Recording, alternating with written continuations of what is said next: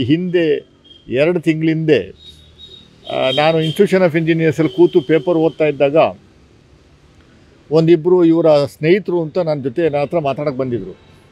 Sir, ಇವರು ಸ್ನೇಹಮೈ ಕೃಷ್ಣ ಅವ್ರಿಗೆ ಏನಾದರೂ ಒಂದು ನೀವು ಸಮಾಧಾನ ಮಾಡಿ. ಸಮಾಧಾನ ಅಂದರೆ ಹೇಗೆ ಅಂತ ಕೇಳಿದೆ ನಾನು. ಅವ್ರ ಹಿಂದೆ JDS ಮತ್ತು BJP ಮುಖಂಡರುಗಳ ವಿರುದ್ಧ ಆಪಾದನೆಗಳು ಮತ್ತು ನಿರಂತರವಾಗಿ ಅವರ ವಿಚಾರಗಳನ್ನು ಬಯಲುಗೆಳೆಯುವಂಥ ಕೆಲಸವನ್ನು ಮಾಡುವಂಥ ಸಂದರ್ಭದಲ್ಲಿ ಅವರೆಲ್ಲ ಇವ್ರನ್ನ ಶಾಂತಿ ಮಾಡಿದ್ದಾರೆ ಸರ್. ಶಾಂತಿ ಮಾಡಿದ್ದಾರೆ ಅಂದರೆ ಹೆಂಗಪ್ಪ, ಏನು ಎತ್ತ ಅಂತ ಕೇಳಿದೆ. ಇಲ್ಲ, ಒಂದಷ್ಟು ಹಣವನ್ನು ಕೊಟ್ಟು ಬಾಯಿ ಮುಚ್ಚಿಸುವಂಥ ಕೆಲಸವನ್ನು ಮಾಡಿದ್ರೆ ಸರಿ ಬರುತ್ತೆ, ಇಲ್ಲಾಂದರೆ ಅವನು ಬೇರೆ ರೀತಿ ತಗೊಂಡು ಹೋಗ್ತಾನೆ ಅಂತ ಹೇಳಿದರು. ಆಗ ನಾನು ಇಮ್ಮಿಡಿಯೇಟಾಗಿ ಅವೆಲ್ಲ ಇಲ್ಲಿ ನಮ್ಮಲ್ಲಿ ಅವೆಲ್ಲ ಮಾಡೋಕ್ಕಾಗಲ್ಲಪ್ಪ, ಯಾರು ಹೇಳಿದ್ದು ನಿನಗೆ? ಮುಖ್ಯಮಂತ್ರಿಗಳ ತಪ್ಪು ಮಾಡಿದಾರ? ತಪ್ಪು ಮಾಡಿದರೆ ಏನಾದರೂ ಹಣ ಗಿಣ ಕೊಟ್ಟು ಸುಮ್ಮನಿರಿಸುವಂಥ ಕೆಲಸವನ್ನು ಮಾಡ್ಬೋದು. 3 ಎಕರೆ 16 ಗುಂಟೆ ಜಾಗವನ್ನು ಕಳ್ಕೊಂಡಿರೋಕ್ಕೆ ಅವರು ಪರ್ಯಾಯವಾಗಿ ಪರಿಹಾರ ಮೂಡಾದವ್ರು ಕೊಟ್ಟಿದ್ದಾರೆ. ಅವತ್ತಿನ ಸರ್ಕಾರ BJP ಸರ್ಕಾರ ಇತ್ತು. ನಾವು ಯಾಕೆ ಅವನಿಗೆ ಶಾಂತಿ ಮಾಡುವಂಥ ಕೆಲಸವನ್ನು ಮಾಡಬೇಕು ಅಂತ ಹೇಳಿ ಅದನ್ನೇ ಹೇಳ್ತಾ ಇದ್ದೀನಿ ರೀ. ಅದ್ರ ಕಂಟಿನ್ಯೂಷನ್ ಇವತ್ತು ಅಂದರೆ ಒಂದೇ ಪದ ಅದನ್ನೇ ಹೇಳ್ತಾ ಇದ್ದೀನಿ. ಒಳ್ಳೆ ಕಥೆ ಆಗೋದಿಲ್ಲ. ನೀವು ಹೇಳಿದ ಮಾತ್ರ ಬ್ರೀಫ್ ಟು ದಿ ಪಾಯಿಂಟ್, ಬರೀ ಪಾಯಿಂಟ್ ಟು ಪಾಯಿಂಟ್ ಹೇಳೋಕ್ಕಾಗಲ್ಲ. ನಾನು ಸ್ವಲ್ಪ ವಿವರಣೆಯನ್ನು ಕೊಡಬೇಕು. ಹಿಂದೆ ಆ ಕೊಟ್ಟಿದ್ದ ಕಂಪ್ಲೇಂಟ್ಗೆ ನಾವು ಇಮ್ಮಿಡಿಯೇಟಾಗಿ ಪೊಲೀಸ್ ಕಮಿಷನರ್ಗೆ ಒಂದು ಕಂಪ್ಲೇಂಟಾಗಿ ಕೊಟ್ಟಿದ್ದೋ. ಪೊಲೀಸ್ ಕಮಿಷನರು ಯಾವ ಆ್ಯಕ್ಷನು ತಗೊಳ್ಳಿಲ್ಲ.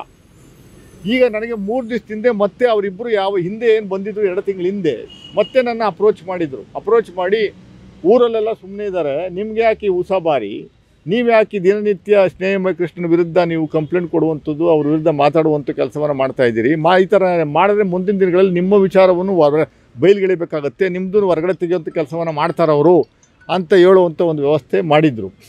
ಅದಕ್ಕೆ ನಾನು ಇವತ್ತು ಕಂಪ್ಲೇಂಟ್ ಕೊಡೋಕ್ಕೆ ಬಂದಿದ್ದೀನಿ. ಇದಲ್ಲದೆ ಇವ್ರ ವಿರುದ್ಧ ಸುಮಾರು 44 FIRಗಳಿದ್ದಾವೆ. ಎಲ್ಲ FIRಗಳು ಮೈಸೂರು ನಗರದಲ್ಲಿ 20 ಇದ್ದಾವೆ. ಜಿಲ್ಲೆಯಲ್ಲಿ ಮತ್ತು ರಾಜ್ಯದಲ್ಲಿರುವಂಥ 44 FIRಗಳ ಪೈಕಿ 22 FIR ಕಾಪಿಗಳು ನಮ್ಮ ಹತ್ರ ಇದ್ದಾವೆ. ನೋಡಿ, ಇಲ್ಲಿದ್ದಾವೆ. ಅವ್ರು ಮಾತೆತ್ತಿರ ನಂದೇನೂ ಇಲ್ಲ, ನಾನು ಬಿಡುಗಡೆ ಮಾಡಲಿ, ಮತ್ತೊಂದು ಮಾಡಲಿ ಅಂತ ಅವ್ರು ಏನು ಹೇಳ್ತಾ ಇದ್ದಾರೆ. ನನ್ನ ಹತ್ರ FIR ಕಾಪಿ ಸಮೇತ ನಾನು ಬಂದಿದ್ದೀನಿ ಇವತ್ತು. ನೋಡಿ, ಇಷ್ಟು FIRಗಳಿದ್ದಾವೆ. ಒಂದು ಬುಕ್ಕೇ ಇದೆ. 22 FIRಗಳಿದ್ದಾವೆ ಇಲ್ಲಿ. 22 FIRಗಳು. ಎಲ್ಲ FIRಗಳು ಇರುವಂಥದ್ದು ಎಕ್ಸ್ಟಾರ್ಷನ್ನು, ಬ್ಲಾಕ್ ಮೇಲು, ಮರ್ಡರ್ ಕೇಸಲ್ಲಿದ್ದಾರೆ ಕುವೆಂಪು ನಗರದಲ್ಲಿ ಒಂದು ಸ್ಟೇಷನಲ್ಲಿ. ಆಮೇಲೆ ರೌಡಿ ಶೀಟರ್ KR ಸ್ಟೇಷನಲ್ಲಿ ಓಪನ್ ಆಗಿರುವಂಥದ್ದು ನಾವು ನೋಡ್ಬೋದು. ದಿನನಿತ್ಯ ಎಲ್ಲ ವ್ಯಾಜ್ಯಗಳಲ್ಲೂ ಭೂಗೆ ಲ್ಯಾಂಡಿಗೆ ಸಂಬಂಧಪಟ್ಟಿರುವಂಥದ್ದು, ಲ್ಯಾಂಡ್ ವಿಚಾರವನ್ನು ಕೈಗೆತ್ತಿಕೊಂಡು ಅವ್ರಿಗೆ ಬ್ಲ್ಯಾಕ್ ಮೇಲ್ ಮಾಡಿ ವಸೂಲಿ ಮಾಡುವಂಥ ಒಂದು ವ್ಯವಸ್ಥೆ.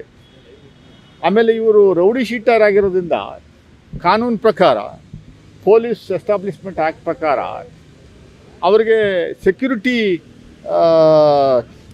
ಚೆಕ್ ಅನ್ನುವಂಥದ್ದು ಇದೆ. ಸೆಕ್ಯೂರಿಟಿ ಕೊಡಪ್ಪ ಇದು.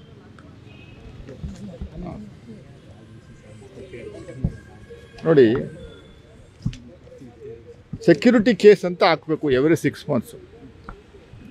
ಸೆಕ್ಯೂರಿಟಿ ಕೇಸ್ ಅಂದರೆ ರಿನ್ಯೂವಲ್ ಥರ. ಅದು ಎವ್ರಿ 6 ಮಂತ್ಸು ರೌಡಿ ಶೀಟರ್ ಹೋಗಿ ಸ್ಟೇಷನಲ್ಲಿ ಮತ್ತೆ ರಿನ್ಯೂ ಮಾಡ್ಕೊಳ್ಳುವಂಥದ್ದು ಆಗಬೇಕು. ಅವ್ನು ರೌಡಿ ಶೀಟರ್ ರೌಡಿಯಾಗಿ ಕಂಟಿನ್ಯೂ ಮಾಡ್ತಾ ಇದ್ದಾನೆ, ಅವ್ನು ಮತ್ತೆ ಏನಾದರೂ ಬೇರೆ ಆ್ಯಕ್ಟಿವಿಟೀಸಲ್ಲಿ ಇನ್ವಾಲ್ವ್ ಆಗಿದ್ದಾನೆ ಅಂತ. ಆದರೆ 3.5 ವರ್ಷದಿಂದ ಇವನು ರಾಜಾರೋಷವಾಗಿ ಎಲ್ಲ ಕಡೆನೂ ಮತ್ತೆ ಬ್ಲ್ಯಾಕ್ ಮೇಲ್ ಮಾಡ್ಕೊಂಡು ಜನಗಳಿಗೆ ತೊಂದರೆ ಕೊಟ್ಕೊಂಡು ಓಡಾಡ್ತಾಯಿದ್ರು. ಪೊಲೀಸ್ನವರು ಸುಮ್ಮನೆ ಕೂತಿರುವಂಥದ್ದು ನಾವು ಕಾಣ್ತಾ ಇದ್ದೀವಿ. ಇವ್ರನ್ನ ಮತ್ತೆ ಗಸ್ತಗಿರಿ ಮಾಡ್ಬೋದು.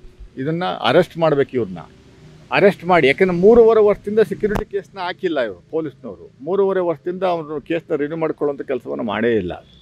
ಬ್ಲ್ಯಾಕ್ ಮೇಲಿಂಗ್ ಕಂಟಿನ್ಯೂ ಆಗ್ತಾಯಿದೆ. 17-18 FIRಗಳು ಬರೀ ಮೈಸೂರು 16 ಪೊಲೀಸ್ ಸ್ಟೇಷನ್ ವ್ಯಾಪ್ತಿಗಳು ಬರುವಂಥದ್ದು. ಮತ್ತು ಅರ್ಬನ್ ವ್ಯಾಪ್ತಿನಲ್ಲಿ ಒಂದು 4-5 ಬರ್ತವೆ, ರೂರಲ್ ವ್ಯಾಪ್ತಿನಲ್ಲಿ ಬರ್ತವೆ. ರಾಜ್ಯಾದ್ಯಂತ ಒಟ್ಟು 44 FIRಗಳಿದ್ದಾವೆ. ಎಲ್ಲ ಎಕ್ಸ್ಟ್ರಾಕ್ಷನ್ ಕೇಸ್ ಇರುವಂಥದ್ದು. ಅದರಿಂದ ನಾವು ಇವತ್ತು ಒಂದು ದೂರನ್ನು ಕೊಟ್ಟಿದ್ದೀವಿ. ಆ ದೂರಿನ ಆಧಾರದ ಮೇರೆಗೆ ನಾವೊಂದು ಗಡುವನ್ನು ಕೊಡ್ತಾ ಇದ್ದೀವಿ. ನಾನು ಪಕ್ಷಾತೀತವಾಗಿ ಜನಸಾಮಾನ್ಯರಲ್ಲಿ ಒಂದು ಕರೆಯನ್ನು ಕೊಡ್ತಾ ಇದ್ದೀವಿ. ನಮ್ಮ ಅಧ್ಯಕ್ಷರುಗಳನ್ನು ಕನ್ಸಲ್ಟ್ ಮಾಡಿ ಬಹುತೇಕ ನಾಳೆ ನಾವು ನಿಮಗೆಲ್ಲ ಇನ್ಫಾರ್ಮ್ ಮಾಡ್ತೀವಿ.